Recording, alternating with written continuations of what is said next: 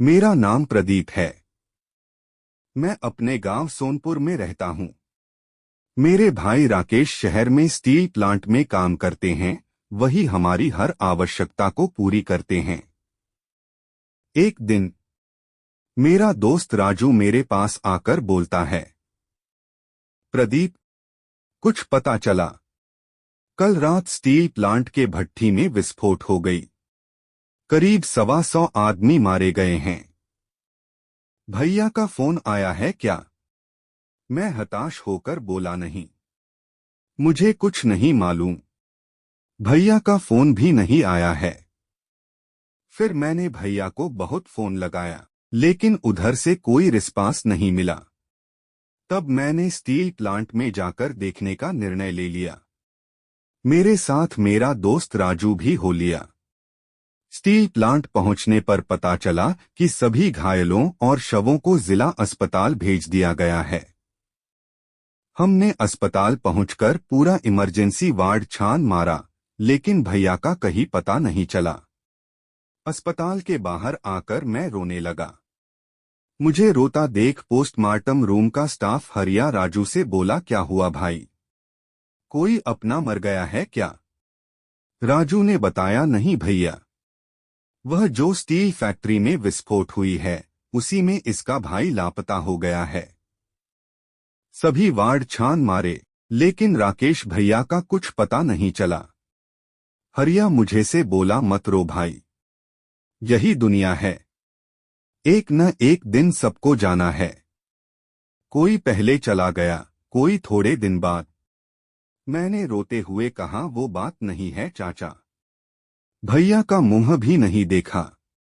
अगर उनका शव भी मिल जाता तो कम से कम उनका अंतिम संस्कार तो कर देता, वरना उनकी आत्मा भटकती ही रहेगी। हरिया बोलता है, 25 से 30 अज्ञात लाशें पोस्टमार्टम रूम में पड़ी हुई है, जो परसों स्टील प्लांट से आई थी। उसमें जाकर देख लो, हो सकता है उसी में तुम्हारे भैया हों। हरिया के मुंह से यह लफ्ज सुनते ही मेरा दिल धक से रह गया। मुझे पता नहीं चल रहा था कि क्या करें। हाथ पैर सभी सुन्न हो गए थे। मैं बुझी हुई मन से बोला, चलो चाचा, हमें भैया को देखना है। इस पर हरिया बोला, लेकिन अभी 8 बजे रात हो गई है। कल सुबह देख लेना, अगर सभी सही सलामत रहे तो। मैंने उससे पूछा, सभी सलामत रहे तो का मतलब? हरिया बता, आज तीसरा दिन है। 3 दिनों के बाद बॉडी सड़ने लगता है, फिर पहचानना मुश्किल है। रात में अंदर जाना मना है। मैं भी नहीं जाता। मैं बोला, नहीं, मुझको अभी ही देखना है, चाहे कुछ भी हो। हरिया बोलता है, देखो भाई है तो या नियम के खिलाफ, लेकिन तुम्हारा भाई प्रेम को देखते हुए मैं कानून को ताक पर रखकर तुम्हें अंदर जाने की इजाजत दे रहा हूं, लेकिन यह किसी को बताना नहीं। अंदर बहुत कम रोशनी है और डरावनी भी। अच्छे अच्छे मजबूत दिल वाले लोगों की हालत खराब हो जाती है। मैं खुद शराब पीकर ही अंदर जाता हूं। क्या करूं, दिन भर लाशों के साथ रहने के लिए पीनी ही पड़ती है। मैं तो बोलता हूं कि सुबह तक इंतजार कर लो। राजू मुझे समझाता है, मान जाओ प्रदीप, क्या रखा है सुबह होने में। मैं भाई को देखने के लिए व्याकुल था कि राजू से बोलता हूं, तुम्हें अगर डर लग रहा है तो तुम यहां रुक सकते हो, लेकिन मैं तो अभी ही जाऊंगा। चाचा, मैंने प्रण कर लिया है, मुझे अभी ही पोस्टमार्टम रूम में जाकर देखना।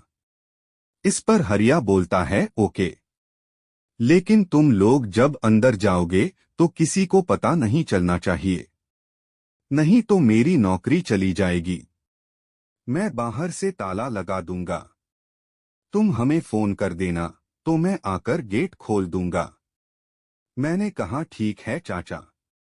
मैं राजू दोनों जैसे ही अंदर जाते हैं, तुरंत पलटकर वापस आ जाते हैं।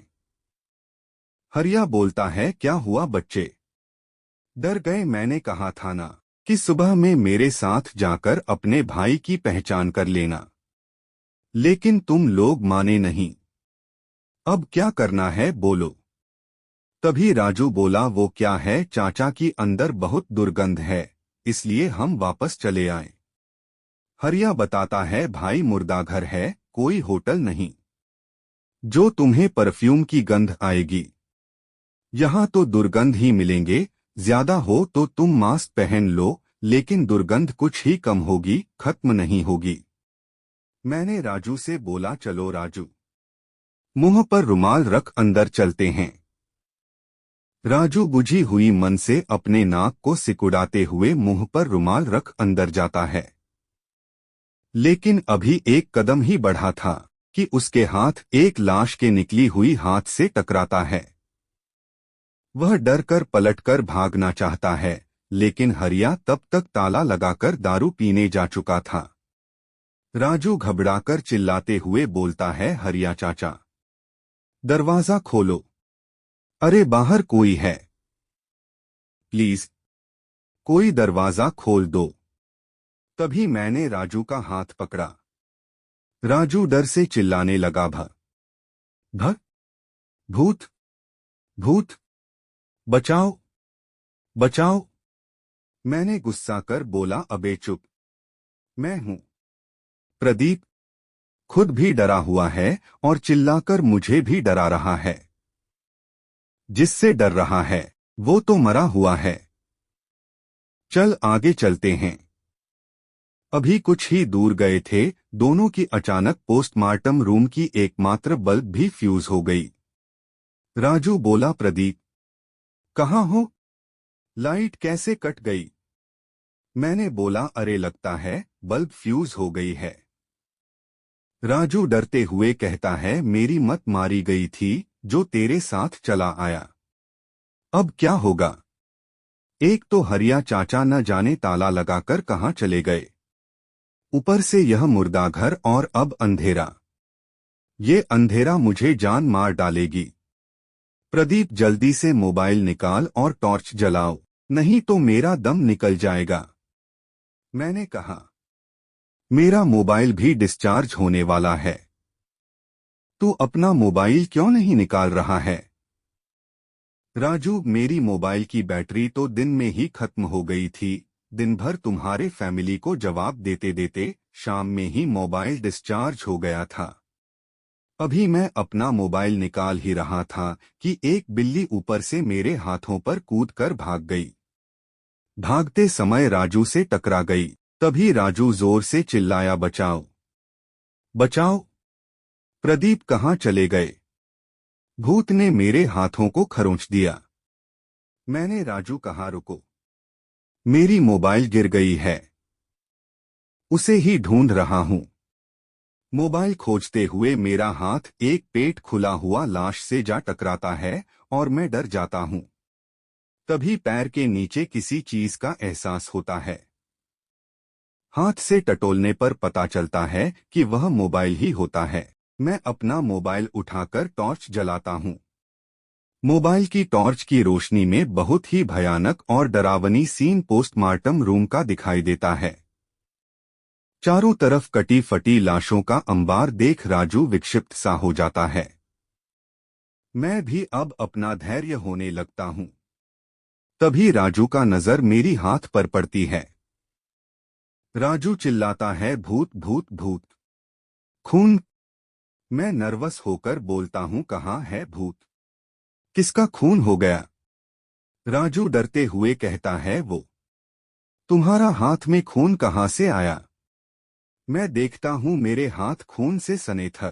मैं राजू को बोलता हूं, वो मुझे भी नहीं पता कि मेरे हाथों में खून कहाँ से लग गया, शायद मोबाइल खोजते समय लग गया हो। तभी राजू की नजर मेरे पीछे पैरों के पास पड़ी भयावह अंग भंग लाश पर गई। राजू जोर से चिल्लाया, अरे बाप रे प्रदीप, नीचे देखो नीचे, हमें कोई नहीं बचा सकता अब। मैंने पीछे देखा और घबराते हुए बोल उठा, ओ माय गॉड। अभी मेरा हाथ इसी खुली लाश के पर में मेरी हाथ चली गई थी। इतने में बिल्ली का रेक पर उछल कूद मचाने के कारण एक ताजा खुली हुई लाश सरक कर मेरे ऊपर गिरता है। मेरी चीख निकल जाती है। लाश की खून से लथपथ मैं हताश फर्श पर बैठ जाता है। मेरे इस रूप में देख राजू रोने लगता है। राजू रोते हुए बोलता है, हे भगवान, अब मैं और नहीं सह सकता। मुझे मार डालो, मुझे मार डालो। मैं रोते हुए राजू से बोलता हूँ, ये सब मेरे जिद के कारण ही हो रहा है। हम दोनों हताश पागलों जैसा रोने लगते हैं। तभी मोबाइल की रिंग बजती है। मोबाइल में भैया का नाम देख हम दोनों के होश उड़ जाता है। डरते डरते मैं स्पीकर ऑन कर फोन उठता हूँ। मैं बोलता हूँ, हेलो। उधर से राकेश भैया की आवाज आती है, हेलो प्रदीप, तुम कहाँ हो? राजू भी तुम्हारे साथ ही है ना? भैया की आवाज सुन दोनों बेहोश हो जाते हैं। इधर राकेश भैया फैक्ट्री में विस्फोट के समय चाय पीने फैक्ट्री से बाहर निकला था, इस कारण बच गया। फिर अपने एक खास घायल दोस्त को लेकर उसके गांव चला गया था, जहां मोबाइल टावर भी नहीं था। वहां से उसी दिन अपने गांव लौटा तो पता चला कि राजू और प्रदीप उसे ही खोजने गए हैं। कंपनी से पता चलता है कि दोनों जिला अस्पताल गए हैं। राकेश सुबह सुबह जिला अस्पताल पहुंचकर राकेश भैया हरिया से बोलते हैं, हरिया चाचा, प्लीज पोस्टमार्टम रूम खोलो। मेरे भाई अंदर न जाने किस अवस्था में होंगे। हरिया बोलता है, बेटा मैंने उन्हें समझाया था कि रात में अंदर जाना ठीक नहीं है।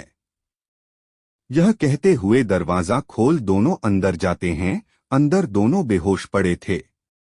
राकेश रोते हुए बोलता है, प्रदीप, प्रदीप, उठ मेरे भाई, देख तेरा भैया आया है। होश आने पर राकेश भैया को देख मैं भूत भूत चिल्लाने लगता हूं।